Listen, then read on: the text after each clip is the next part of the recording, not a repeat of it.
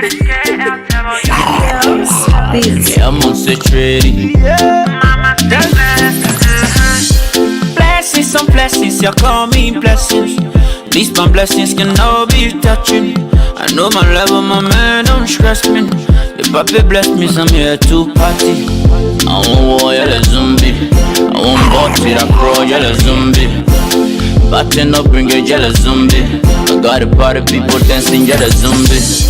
Sanko, me, I want to wear like Paco. Waiter, bring the liquor. The poor man, someone spend the paper. Waiter, bring the liquor. The poor man, someone spend the paper. I said nobody, I won't party. I want you to go down low. I want you to find it slow. Mama, you rock the show. I'm ready to spend some more. And I'm gonna, you know, sit down, I'm gonna check it. See, I see no time for check. Man, I want you to dance like you ready, don't care. And do the dance for the zombie says.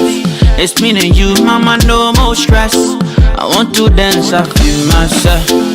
I want war, you're a zombie. I want body, I crawl, you're a zombie. Batting up, bring a jealous zombie. Got a party, people dancing, you're a zombie.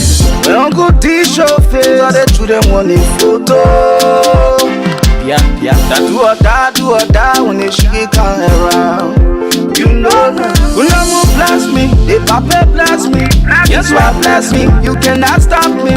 Your money can never go low. We say they high, but no heaven low. Papa, your man on papa. Ragaza, no removing the star. I bless you, first go up, the transformer. My blessing full of respect. Oh. I want war, you're a zombie. I want body, I crawl, you're a zombie. Batting up, bring a jealous zombie. I got a party, people dancing, you're a zombie. I said nobody, I won't party. I want you to go down low. I want you to wind it slow. Mama, you rock the show. I'm ready to spend some more. And I'm gonna, you know, sit down, I'm gonna wait down, bring the liquor. The poor man, someone spend the paper. Wait down, bring the liquor. The poor man, someone spend the paper.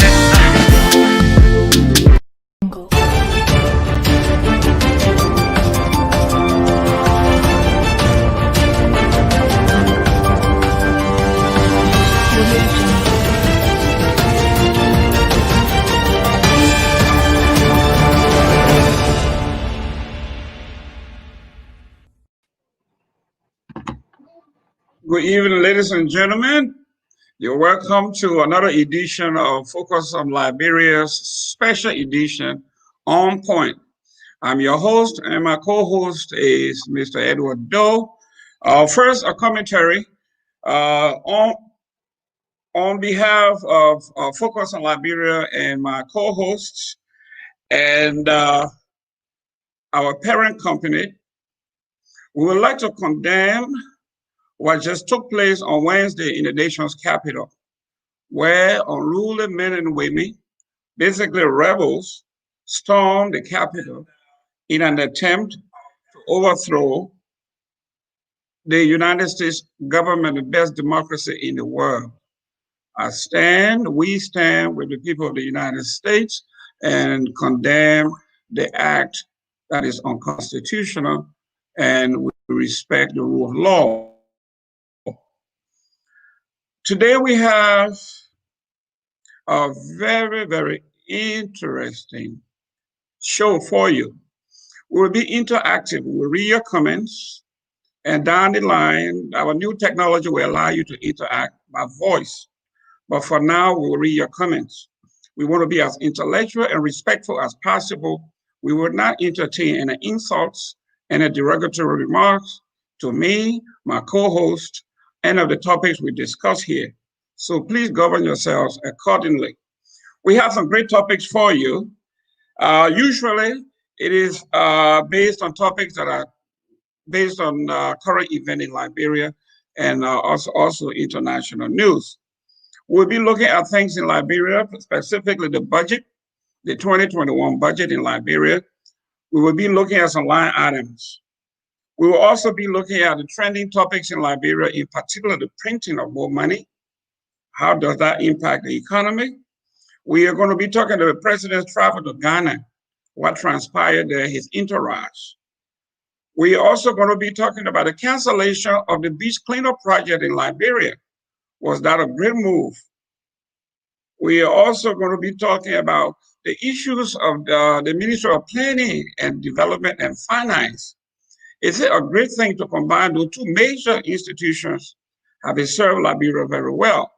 We'll be hearing from guys who run numbers like Mr. Doe, whether the Ministry of Planning that were run by one of our most effective ministers way back then to be combined with the Ministry of Finance.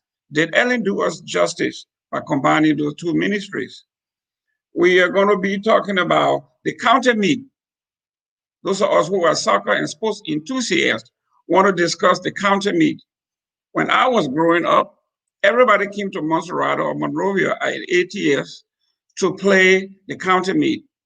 Then at one point, they had it rotational. They went from county to county.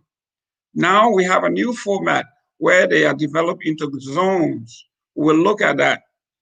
Obviously, all patriotic Liberians, at this point, we are in a joyous mood and supporting our teams. And by the way, my team, Grand Bassa County, just beat Grand Jita 2-1, and we are happy. So I will turn it over to my co-host, Mr. Doe. Where do you stand on these issues and your opening statement?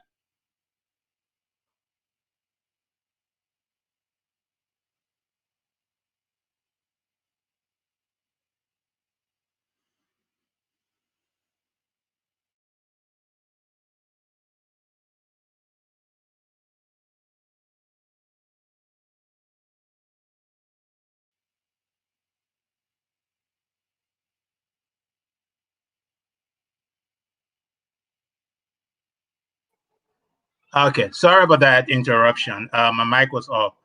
First and foremost, I'd like to welcome our audience.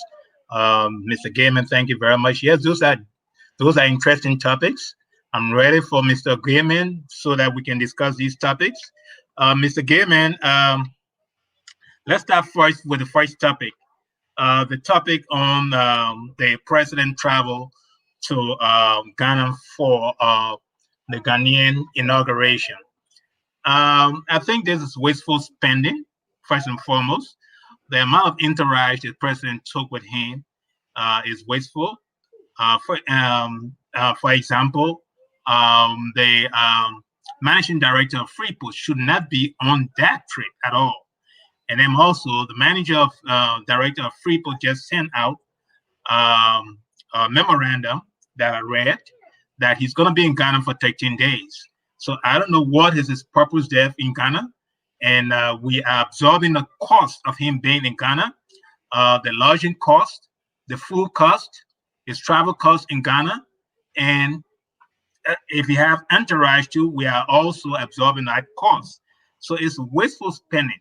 And then the idea that the president traveled to Ghana for the inauguration, and he was not recognized. Ellen was there. Ellen spoke for 12 minutes, and the president did not speak. So what was the purpose of this president being there? If he's not going to be recognized, he's not going to speak, you know. And the president went there 2 days ahead. Why did he go to Ghana 2 days ahead? That means that we have to absorb his lodging costs, his travel costs, his food costs, and all that stuff. And the president did not do anything there in Ghana. So his relevance, he was not relevant in Ghana. It was Ellen that was relevant. So he stayed, worked under the shadow of Ellen. If the president could not speak at the inauguration of Ghanaian president, and Ellen, the former president, spoke, then there was no need for the president to travel to Ghana. Ellen alone would have traveled to Ghana and represent Liberia. So it's wasteful spending.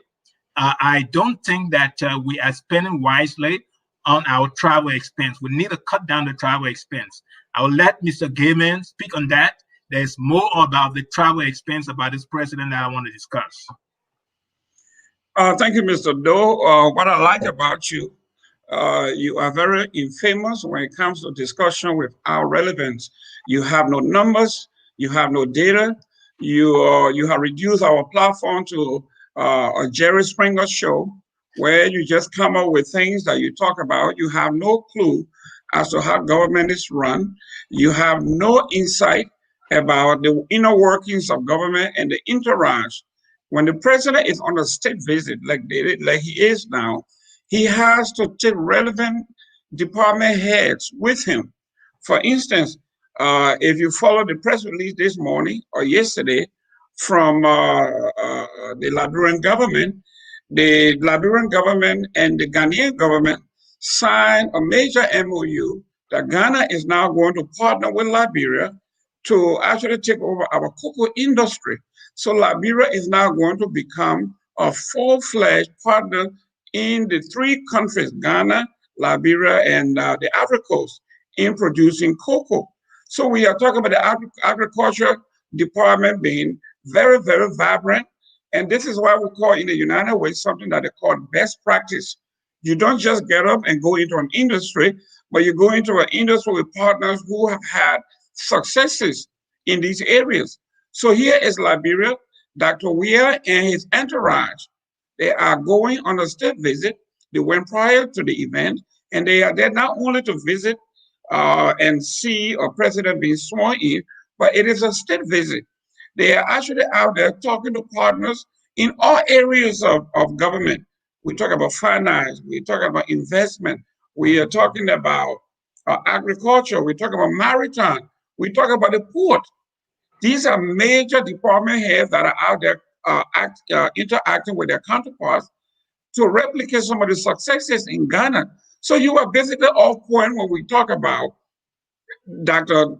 Weah and his folks going out of the country. All you look at is the jets, the people on these jets, and all of that. But Mr. Doe, if you were familiar with how government works, you will have seen when Taylor was there, how he traveled. When Doe was there, how he traveled. When Madam Salih was there, how she traveled. Then you can do a comparative analysis. But for now, because of your hate for this president and this administration, you can never be objective. Never be objective. You even left out the memorandum that was sent out that is circulating in cyberspace. It's an official document that Ghana and Liberia and most of the stuff that was signed there will now be working together to produce cocoa. This is major. Our agriculture sector, everybody agrees that for the Liberian economy to blossom, we have to utilize the agriculture department, the agriculture ministry, our agriculture, our industry. And the government is doing just that. But you gloss over that as an opposition, you gloss over that, and you go into why the department chair went on this trip. Mr. Doe, you owe Dr. Weah and the people of Liberia an apology for being uninformed. Mr. Twawe, there's one thing I like about you. You know, you like to, discuss with scintillation, very scintillating. You know, first and foremost, you say, I hate the president. That is a lie. You know, I do not hate anybody. You know, so your sensational, conversation or discussion, is way off point. Secondly, the travel, the entourage, all right? There are important people on the entourage that could be with the president. Yes, I agree with you. But there are others that shouldn't be there. For example, Mr. Bill Twawe, the managing director for Freeport, should not be on that entourage. He has no role in the inauguration of the president, of Ghana's president celebration. So the fact of the matter here that Mr. Bill Twawe traveled, and he sent out his memorandum, which is right now on the screen, that reads, please be informed that Managing Director Honorable Bill Twawe will be traveling as part of the president delegation to the People's Republic of Ghana for an official visit from January 6 to January 19, 2021. That's 13 days. What would this man be doing in Ghana for 13 days that he cannot do in Liberia, managing our port? You know? So the fact of the matter is that for inauguration to be taken as a place that the government going to negotiate with Ghana about cocoa, that's false. That's false. They are not going to negotiate anything about cocoa. That's not the right venue. This is a venue for celebrating Ghana inauguration, the president inauguration, and things of that nature.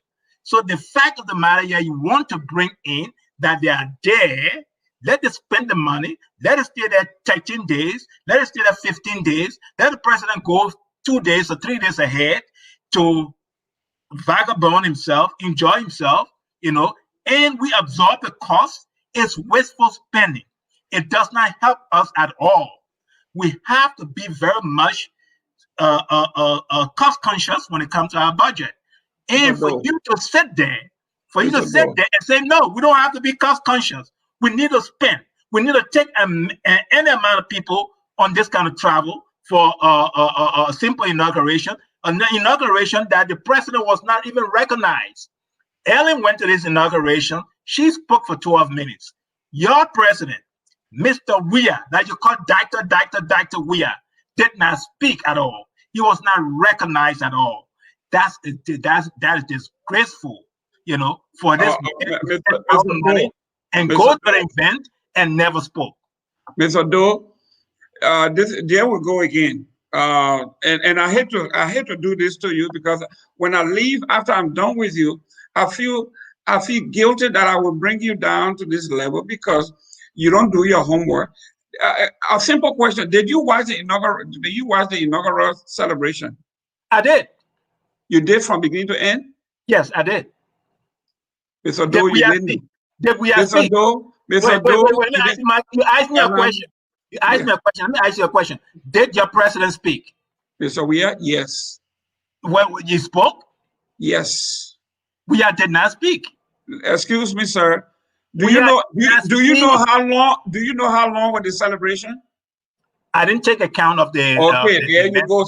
So you cannot categorically say that the president never spoke when the celebration. I don't want to use the word lie. No, listen. The celebration was. Listen, let me land because you've been cornered here. No, but you've been cornered. You are a Weah hater, and you've been cornered. No, I'm not cornered. You are being cornered now because you didn't even know how many days the celebration lasts. You don't know how many ceremonies were there. You don't know a week celebration that everybody speak. But you're sitting there and you're hearing something from somebody. Even the memorandum of understanding. Listen, let me land. Place for 13 days. The memorandum of understanding that came out of that particular arrangement, you are denying it when it's actually factual. It is there. You didn't read about the Liberian-Ghanaian collaboration on cocoa. You say never happened. So most likely you never actually follow the event. Mr. Gayman, I did not say there was no memorandum of collaboration. You said what false. I said that memorandum of collaboration shouldn't have been taking place at the same time the celebration of Ghana inauguration is going on for this entire. Listen, Edward Doe. Mr. Doe. Mr. Doe, let me bring you to a point. Since you are not a government, listen to this. No. You are not a government person. You're not. You work for the government, but you are not of the government. You are a contractor. You can be fired. I'm not a contractor. I'm an employee. Yeah, you are an employee that can be fired. Somebody tells you what to do. You have a job description. Now listen to this. Listen to this. When the president travels, say you have not traveled with the president, you don't know people who travel with the president. When Ellen was coming here, okay, every time Ellen came, she brought all pertinent department heads, okay? When we are talking about soliciting for investment, when we are talking about children, when we are talking about education, let me land.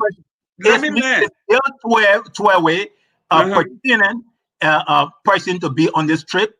Of course, the Port Authority of Liberia. The Port Authority of Liberia has the right to be at every convention, every time the president travels to see, first of all, how the Port of Ghana is dealing with issues of the global pandemic, how they are dealing with job creation.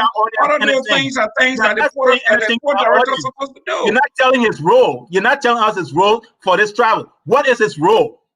I just told you when the president travel, when they say they're going to inauguration, you don't just go to inauguration. You can do inauguration and business at the same time. They left earlier, and they will stay.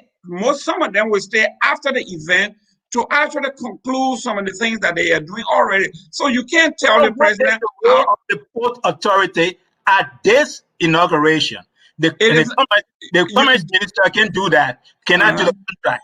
You know, what is the rule? The Port Authority is just an entry place for products to come in. So what is his role there? You know, for products coming. What would you play? You're not telling us anything. Come on, man. You are blinded. You are blinded by hate and envy and politics. Okay, but anyway, we have spent enough time on this. Let's move on to the next topic here. Let's talk about the budget. Okay, let's talk about the 2021 budget. And there are a few items on this budget that you want to talk about because you are a finance person. And you're going to be stood on your head again because you got it all wrong. Now, pull up the budget. Let's look at, there you go. Let's look at the difference between county development funds, social development funds. Let's look at what's going to the different counties. And right below that, when it's done, you can go down to the different ministries or head of agencies. You will see how much we are spending at the Ministry of Finance. We will see how much we are spending when it comes to defense. You will see how much we are spending when it comes to the Ministry of Finance and all of that. Now, let's talk about budget. For those of you who are not in the know, the only thing that like most of you in the opposition always talk about, for instance, the budget of the First Lady. Most of you were saying that the First Lady had $10 million budget, $5 million budget. Some people say $3 million budget. Some people say $2.5 million budget. You have the numbers there. You see how much this woman has to work with. Okay? When you look at the numbers, somebody, the opposition that can't read, that don't know the number, someone called me and said the First Lady has $7 million in her budget, and that's a lie. When you're looking at that, instead of $7 million, it's $700,000, way less than $1 million, which can do absolutely nothing. So let's talk about it because you are a normal person. You are one of those who have always accused the president and this administration of wasteful spending. Now let's look at the numbers and tell me what you think about these numbers. Well, the numbers is very disproportionate to the counties. First and foremost, the counties are getting $200,000. Each of the counties, 15 counties are getting $200,000. That's small amount. That's small. That's too small. If you take an example for the Ministry of Presidential Affairs, getting $10 million, almost $11 million, $10.8 million for the Ministry of Presidential Affairs, that's too much compared to the counties, $200,000. Well, when are we going to develop? When are we going to spend money on our people? If we're spending $10.8 million on the Ministry of Presidential Affairs, okay, that's a wasteful spending right there. Then you look at the Ministry of Finance, $110 million on the Ministry of Finance. Why are we spending all this money on the Ministry of Finance if we want to spend $200,000 on the counties? That's wasteful spending also there, right there. National Security Agency, NSA, that's wasteful spending also. Yes, still, we have a huge crime rate in the country, and we spend all this money on National Security Agency, all right? Executive protections, you know, we have $7 million there, you know, we're spending $200,000 to 15 counties. What is the protection of giving so much that all this amount of money should be spent on executive EPS, you know? Then we come to Clyde Weir, $700,000 is even more and more for her if we're spending only $200,000 on our counties. The president's wife is getting more money than the counties. What is that? That's wasteful spending right there. All right. I'm getting emotional because the fact of the matter is that the first lady, wife, is getting $700, $500 more than the countess. That's foolishness. That is foolishness. Very disproportionate. You know, Doe, the budget is fair. Mr. Doe, if you have tried out to be a comedian, you have failed. You won't have gotten the job because you're a bad actor, terrible actor. Now, I have been under the influence for the past 20 years. You and I have been friends. That you are a numbers person. That you work. You are an accountant. I don't know are you a bookkeeper or accountant or clerk?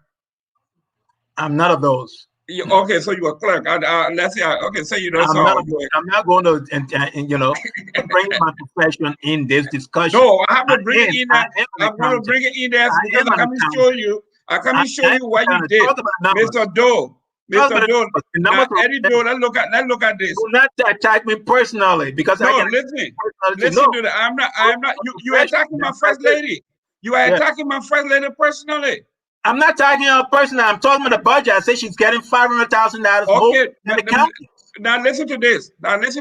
For you, Mr. Doe, who is supposed to be the numbers person, you cannot look at a number in its totality without a line item. Do you know what the $700,000 is for?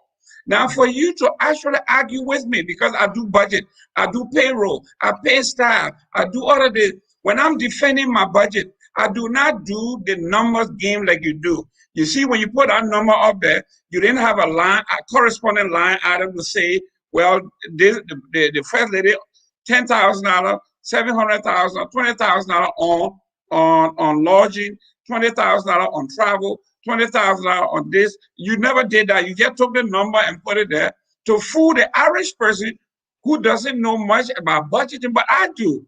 So $700,000, $700,000 is nothing. When you talk about the first lady, the reason I would have preferred for you to actually do some comparative analysis is you have put the first lady, Joel Howard Taylor's numbers, and you have put the vice president, Sleepy Joe's numbers, and make a comparison between those three vice presidents, okay? Or first lady, let's say, again, your first lady, Joel Taylor, Ellen Johnson's husband, he would be the first man. Okay, we didn't have that, but let's do the comparison and see whose budget is bigger or larger. Let's go all the way back to Mrs. Tallman. Let's go back to Mrs. Doe and see. But without those numbers, you cannot come here and tell me that $700,000 is a lot of money. You know this is bogus. Surprise me. You do not know anything about budget. When you do a comparative analysis, it does not have to be linear. Okay, it can be vertical, it can be linear. So there is no need for me to, itemize the budget and say, okay, this is what she's spending on this, and make it and try to justify that. I'm not here to justify what she's getting. I'm comparing that budget with what the county is getting. $700,000 compared to the county's $200,000. We are not spending money on to develop our counties, to put schools in our counties, to put clean water in our counties. Make sure that our counties are well developed. We're not having that build roads for our county. We're not putting that kind of money in our county. That's the comparative analysis I'm doing there. No, Mr. Doe. Let me land. That's the comparative analysis I'm doing there. I'm very emotional because when I look at that budget for the first lady to be getting $500,000 more than the counties, that's very, very, very, very bad. It means that we don't care nothing about education for the counties. We don't care nothing about our roads. We don't care nothing about clean water. We don't care about health system for these various counties. So for you to sit there and tell me, saying that I should compare the first lady budget with the historical budget of the former first ladies, things of that nature, is nonsense. We are talking about this budget, the current budget. I'm comparing it to what the counties are getting. And one of the main things, I don't have to itemize it and to justify why she's getting the $700,000 compared to the $200,000. Even if we do that, there will be no justification for her. Mr. Doe, Mr. Doe, we have the counties have more money in that budget than the first lady, because they have education, they got clean water, they got health care. Edward Doe, slow down, because you don't know how the Liberian government works. The Liberian government does not work the way you see it. The Liberian government, we have a unitary government. That means everything that happens in the county, from salary to development, goes to the national government. The 200,000 that you are seeing there, it is basically part of the social development. It has nothing to do with developmental project in the county. Roads and waters and utilities and health, they are all the responsibility of the national government. So you have to know the difference. But anyway, say you don't know that, I will forgive you. You will learn. Let's look at Mr. Gammon. Yes. We got a lot of other things to discuss here. Let's see if we can go down to that. We're not leaving this topic yet. Okay. Let's look at the total budget. Put the total budget up there again, please. Yes. Let's look at the total budget of these various counties. You see right there at the top, Bambi County, if you can add it up together, 206,250. It's still less than what the first lady is getting. All right. You look at Bapolo, 206,000. It's still less. So the 200,000 is in the range. What are you talking about here, Mr. Gammon? You don't know anything about budget. I'm sorry, I'm debating you on budget issues, and you don't have Mr. Doe, you have to understand that Liberia has a unitary government, central government. The 200,000. No, you don't. Because if you knew the numbers, it has nothing to do with the numbers. The numbers supposed to be comparative to what is supposed. Mr. Doe, what the county needs. Mr. Doe, listen so you can learn. Do you see that? Learn from me, man. Do you see that all the numbers are the same? That every county get $200,000. The reason for that is that the central government actually runs the different counties. So it has nothing to do. You cannot compare what the first lady makes and what they gave the county. It is not the way that people compare or do this kind of analysis. Okay. But anyhow, let's go. Let me make my final point on this, Mr. Gammon. I don't think you understand budget. Because what are the government, the source of the managing source, the budget, whoever is managing the budget, whether it's unitary or not, has nothing to do with how much is placed in our budget, how much is placed in our bucket. It has nothing to do with that. The fact of the matter is that they decided to give each of these counties $200,000 compared to the first lady $700,000. And the counties that have more needs than the first lady. The counties have education needs, they have road needs, they have healthcare needs, they have clean water needs. That budget of 200,000 and 200,000 plus should be far bigger than that $700,000. Mr. Doe, it will take you a while to understand that in the unitary centralized government, the county does not have a separate budget. Everybody in the county payrolls, they are on the government payroll. The water, the sewage, the health, they all come from the national government. I'm not saying that the county create their own budget. Even if that's not what I'm saying. What I'm saying is that the government should budget more for those counties because the needs are more bigger than the first letter needs. Mr. Doe, for that to happen, excuse me,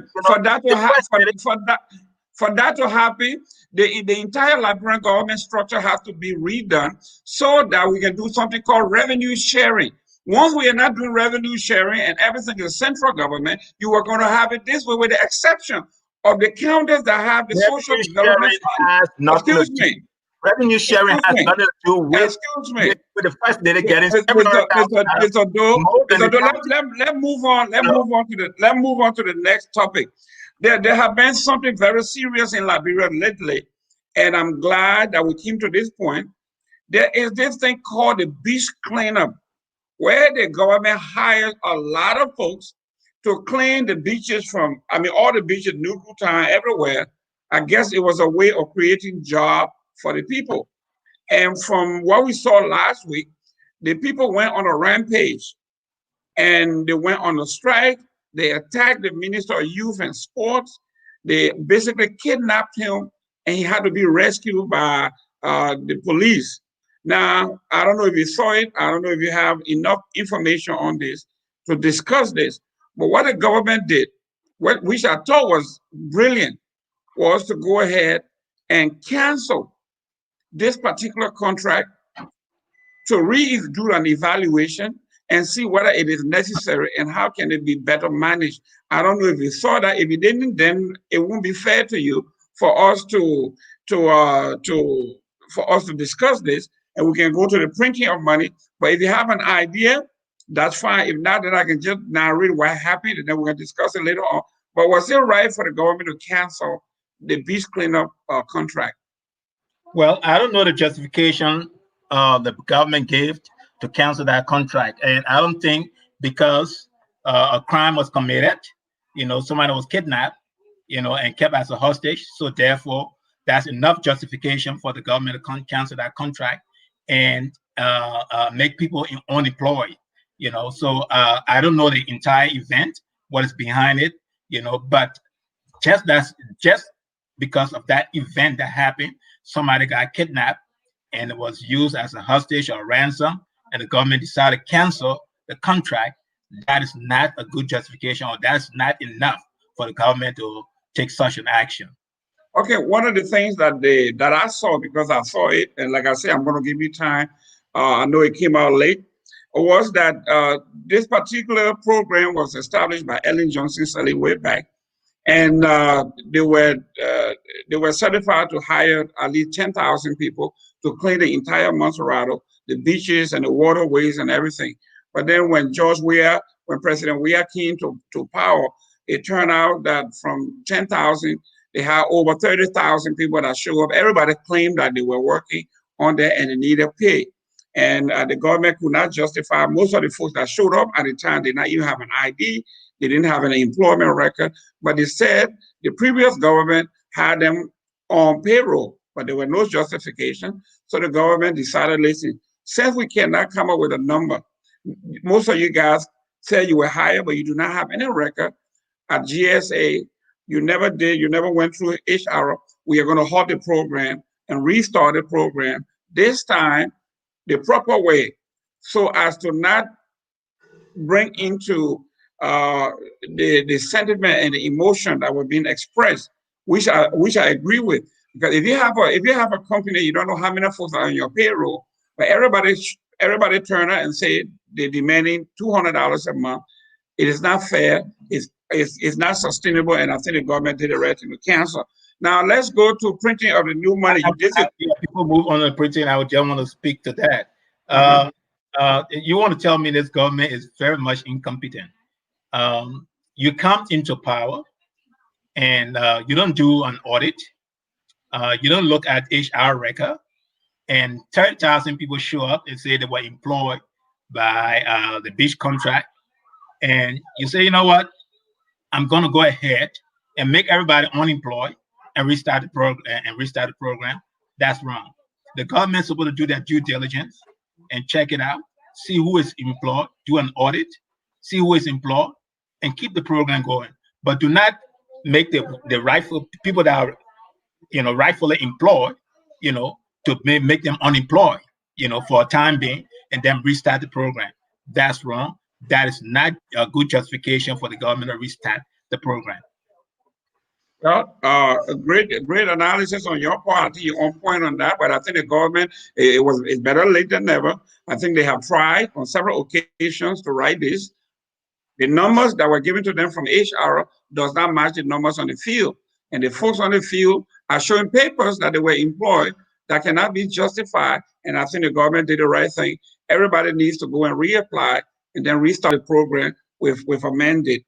Now let's go to if everybody reapplies and the 30,000 people reapplies, then what happened? The government still going to employ 30,000 people? No. The government, the contract was sponsored by the international community for 10,000 folks. So the government cannot hire more than 10,000. That's just how it works. So they will go and take the first 10,000 that are qualified for the job and go. It makes it unfair then for those that were working from the time, what's the name? Celia Coffey was heading this program. I think Celia Coffey headed this program. for those people that are working from that time, to not be rehired or to lose their job. That is not justifiable way to restart the program. The government should have looked at it diligently, come up with some plan, or do an audit. But the government is lazy. You know what? We're not going to do an audit. We're not going to do anything. We're just going to cancel the contract. That was not the statement. The statement was that they were going to do their total analysis and do the evaluation of the program, see what works, what doesn't work, and then they will restart the program. That's what they said, and that's what a good manager would do. But let's move on to the printing of the money. Let's go to the printing of the money. Evaluation of what? This was an issue. This was an issue that there was more employees than what the original program was. Okay, that was an issue. So what evaluate to see what works and what doesn't work? Ladies and gentlemen, this is On Point. I'm your host, Jerome Gamer, and my co-host is Edward Doe. Thank you for tuning in. If you have comments, send it out, and we're going to read it out and answer your question. If you want to debate me personally, you are also welcome to do so. If you want to debate Mr. Doe on one of our shows, it is into finance, we will be obliged to do so. Now, let's go to your major topic, your area of expertise, printing of money. We have discussed this ad nauseum, but let's touch on it real quick. What would it take to have our money supply up to speed in Liberia? We have had this issue since the beginning of time. Tell me what you think, your expert opinion, as to how we can remedy this issue. Well, I think the printing of money is not a solution to this problem at all. We have a confidence issue. We have a banking issue. One of the issues here is that people are not banking in the system, in the bank. They don't trust the bank anymore. Most people are hoarding money at home, so the money is not moving, it's not circulating. And secondly, too, I think the capital flight is hurting our economy as well, and then because of the dual currency, So we have to look at those things, to be able to solve this scarcity of currency, And if we can't fix that, then we're going to continuously print money every time there's a scarcity. Now, TWA is asking to print more money, and the article that I read, he admitted that that's not a problem. It's a confidence issue. But my question here is, if that's not the problem, that's not a solution, printing money, then why TWA is not seeking that the confidence issue, to solve it? Why he's not following that? Let's straighten up our banks. Let's make the people trust our banking system to put their money in their banks. Let's make people not to hold money. Let's look at the dual currency issue, whereby we can stop this capital flight, leaving the country and things of that nature. But if he's not looking at that, he wants to print money, then we're not going nowhere, because next time again, he will come up with the same thing again. Let's print more money. This is where I say the government is lazy. They go and get a temporary fix. Maybe they'll fix it for a couple of months, and that's it. We want a permanent fix. Okay? A permanent fix would take hard work. It would take a lot of diligence. It would take a lot of thinking. It would take a lot of strategies, So if TWA is not thinking that direction to combat the dual currency issue, to combat the hoarding of money, building trust in our banking system, then we are not going anywhere. Well, Mr. Doe, for the first time, you are on point here. The governments from the past have never addressed the issue of dual currency. And as long as we have the dual currency issue, where the US dollar is side by side with our Liberian dollar, we are going to have not only capital flight per se, but we are going to have international interference. I think there was an article 3 years ago about the Guineans and the Sierra Leoneans coming to Liberia and actually buying our Liberian at the US dollar off the market and sneaking it over the borders. We have Liberians, big shots Liberians in the country sponsoring their own money changing businesses at every corner. They themselves, they are sucking every dollar off the market. As long as we have a dual currency where the US dollar is in demand, we are always going to have that particular issue. Towards you understand that when he's actually processing payroll, he does the dual payroll thing.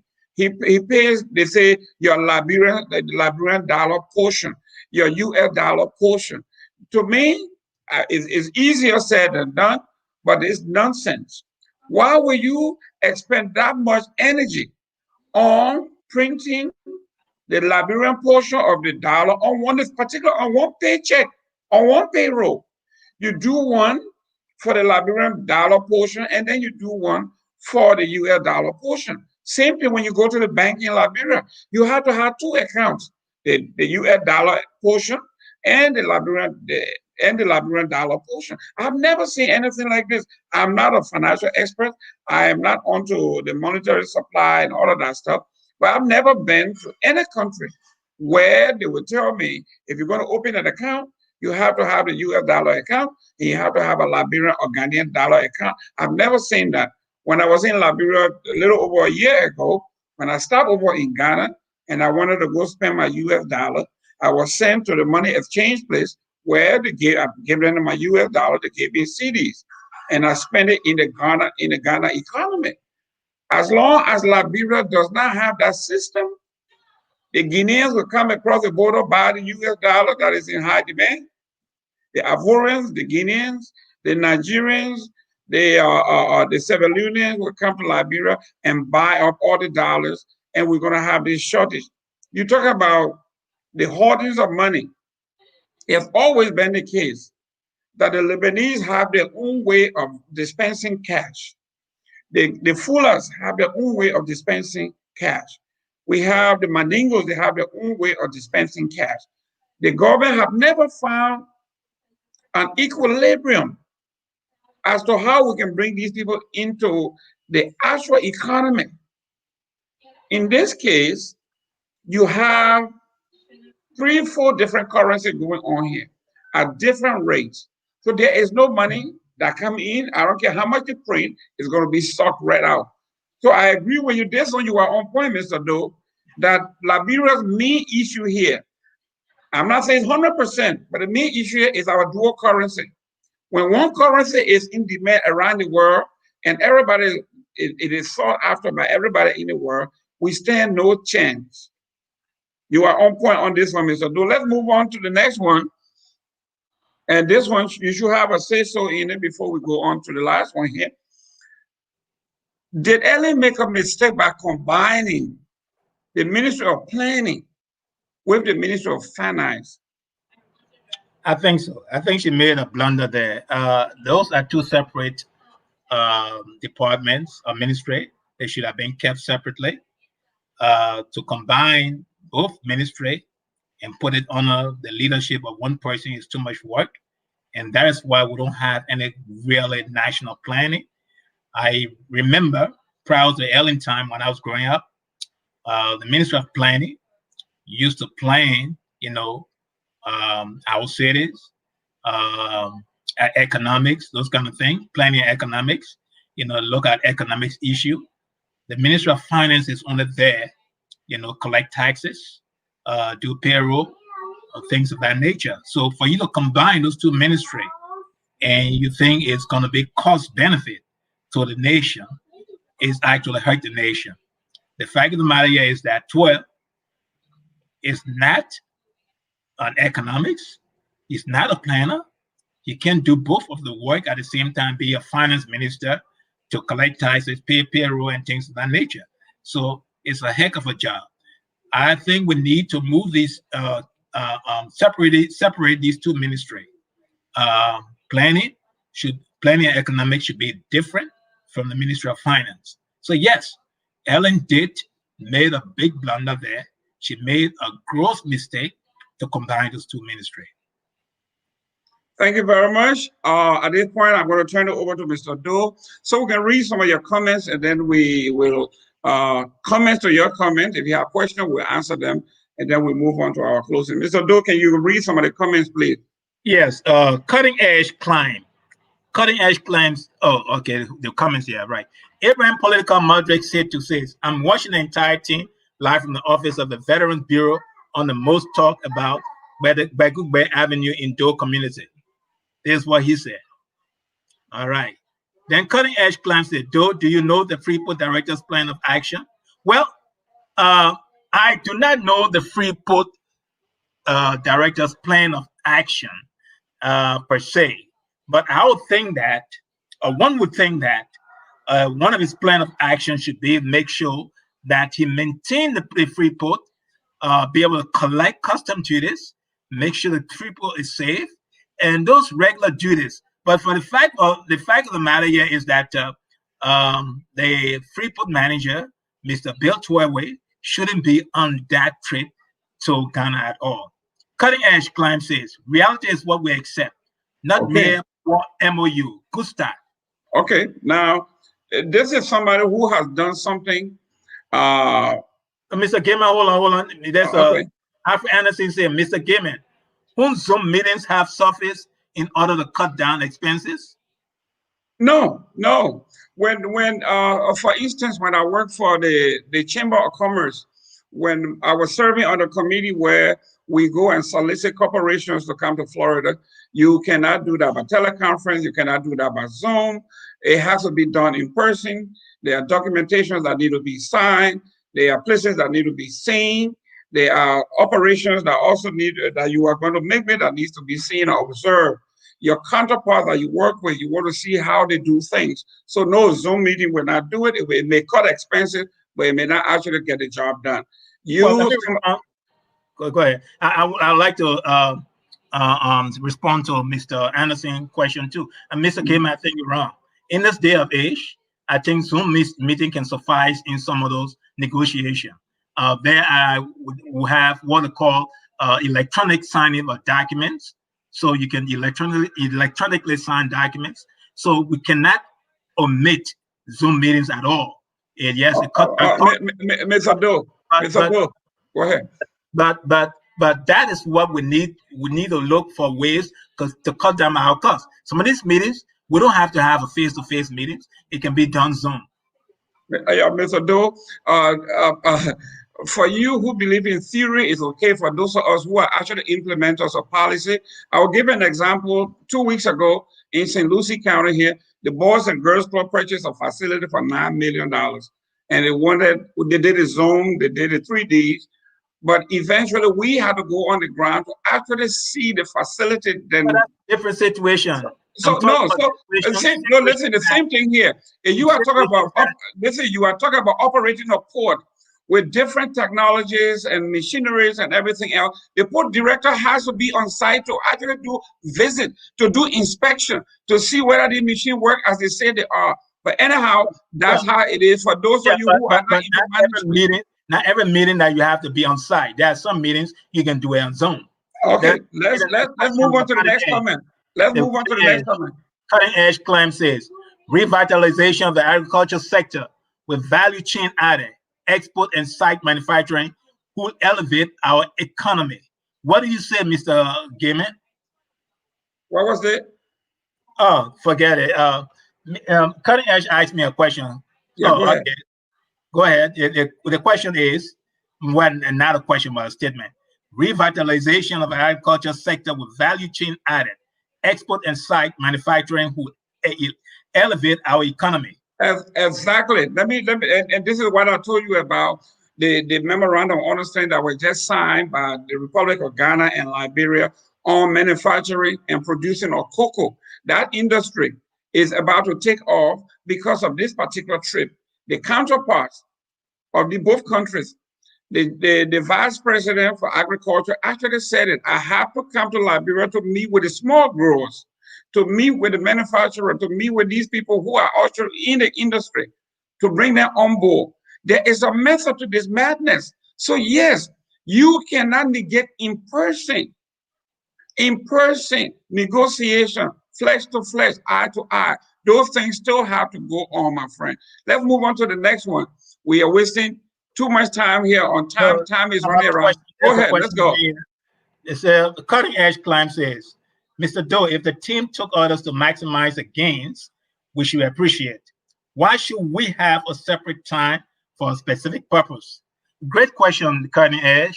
I believe we should have a separate time for a purpose, because the fact of the matter is that, not all meetings are equal in terms of purpose, in terms of gains, in terms of, build relationship, those kind of things. So if you have a meeting that have less purpose, and it will be cost beneficial, have a Zoom meeting, so that you can save on that.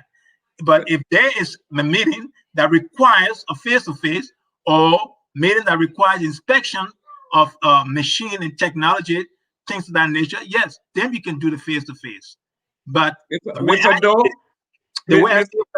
answer the climb and cutting edge. The way I see it, Bill Tourway travel to Ghana does not fit any of those face-to-face meetings. Mr. Doe, you are wrong. You are off point. When the president is going to these meetings, while they are killing 5 birds with 1 stone, they carry all department heads, because they are going to meet another nation that has all of these departments. When I was at the chamber, when I'm headed to a negotiation, excuse me, when I'm going to a negotiation. There was a question there for you. Could you please put that question back for Mr. Gaiman? Could you please put that question back up for Mr. Gaiman? Thank you very much, Josephine Krenga, for acknowledging that we are civilized on this show. There's no cursing. Very much so, ma'am. Thank you very much for recognizing that. The question was the gentleman that asked the question, I forgot the name. They wanted you to prove me wrong that we have spoke at the inauguration by producing a video. Okay, well, no, then you should also produce the event where Ellen spoke for 12 minutes and Joe never spoke. Answer the gentleman question. I'm just telling you. We don't have either clippings here, but we'll have a clipping. Emmett Jabbat proved Mr. Edward Doe wrong by providing the evidence or video for where Mr. President we have spoke in Ghana. Okay, but the same concept in inverse. You didn't produce anything where Ellie spoke. You said you read it. I read it as well, and I'm going to go into the video archive and produce the 7 days event where he spoke. And I hope next time we meet you, we're going to produce that event of Ellie's speech for 12 minutes. Now let's move on to the next. Read another comment. A nice comment. For Jerome Gaiman to be defending this budget. This by Alberta Davis Nemo. For this Jerome Gaiman to be defending this budget, I think he's getting paid. These people don't have Liberia interests at heart. Is that true? Getting paid? Ms. Nemo, thank you very much. Saying you don't know much about budget. I'm going to tell you how it works. The Liberian government is a centralized government. It does take care of all the roads and all the major capital development in the county. The government does that. And what the government does when it comes to those budgets, we cannot speak to that until we see where the numbers are going. When you see 700,000, 500,000, 100,000, those numbers just didn't come from the sky. They were accumulated. We have to see where they came from. But anyhow, back up. That question was for Mr. Gaiman again. Please put it back up. The question about the president's wife. Can you please put that question back up?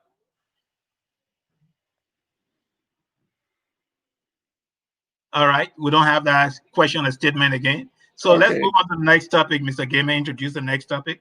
Okay, well, we are at the end of our show here. Let's go to one of our favorite things that you and I will agree on. Let's go to the county meet.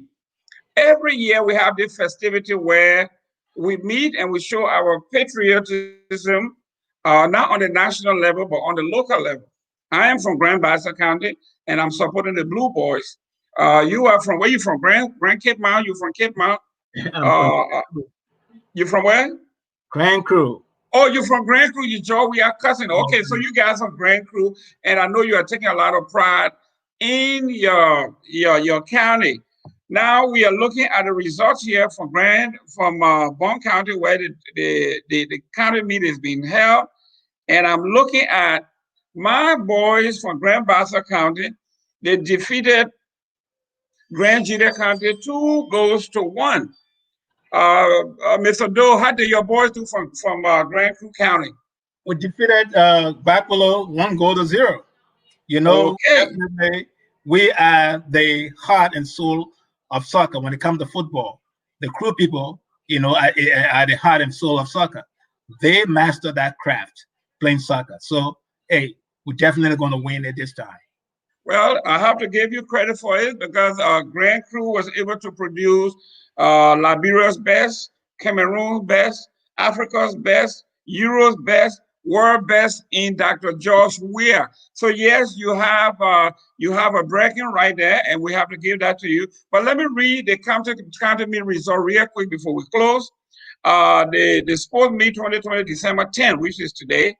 In Group A at the ATS, kickball, Lofa 16, Riverside 10. Lofa won that. In football, soccer, Lofa 2, Riverside 0. In Group B, held in Bond County, Bond Stadium, kickball, Bond County 2, Grand Cape Mount County 1. Grand Jita 4, Grand Bassa 7. Grand Bassa County 1 again. In football, Grand Cape Mount County 1, Bond County nothing. Grand Bassa County 2, Grand Jita 1. In Group C, held in Sino Sports Stadium, kickball, Sino 0, Nima 11. Nima defeated the host county, Sino 11-0. River G and Bomi drew 0-0. In Group D, Bapolo, were held in Bapolo, kickball, Bapolo 4, Grand Crew 2. Grand Crew lost to Bapolo in kickball. And in football, Grand Crew defeated Bapolo 1-0. Ladies and gentlemen, we love our country. We love our county. We are having a great time. The county meet is when we come together to celebrate our county, celebrate our country as a whole, but our country individually. There is a conversation going on in Liberia that says the county meet should be rotational. I mean, every year the county meet should be held in a county, and we should go from county to county. Well, when I was growing up, the county meet used to be held in Montserrat. Everybody came to Monrovia at the ATS. And then at one point, they decided to rotate it so they can spread the wealth. This time, they are doing it by zone, which I think is the right thing to do. They do it by zone. That means every county benefit at some point at the county meet, everybody meets. Everybody benefits. I love this format. I enjoy it. I think it is beautiful. I love it, Mr. Doe. In closing, I would love to thank our security, our folks, for keeping our country safe. The county meet is cordial, friendly, jovial, and I think Liberia is headed in the right direction. Yes, well, the county meet is a great thing that we can, you know, kind of get together as citizens and express our patriotism, you know, for our country and things of that nature. But one thing I want to highlight about this county meet is that this same government, the WEA that you were praising, that is the world's best whatsoever, he reduced this year's the budget for the county meet, okay, by 200K. That's a big reduction. It was last budget 300K. Now it's only 100K. So that means next year that county meet may not even exist. As a matter of fact, sir, the county meet almost did not happen. Okay, almost did not happen. So if you have a president who is a football icon, you know, and will not put money into that sport that he played, then there's something wrong here. I'm going to close with that. Okay, ladies and gentlemen, thank you very much for watching. We are On Point, and we want to thank our parent company, Focus on Liberia. We see you next Sunday, same time, same place. Stay tuned for our next show. God bless and have a great time. All right. We are Liberia.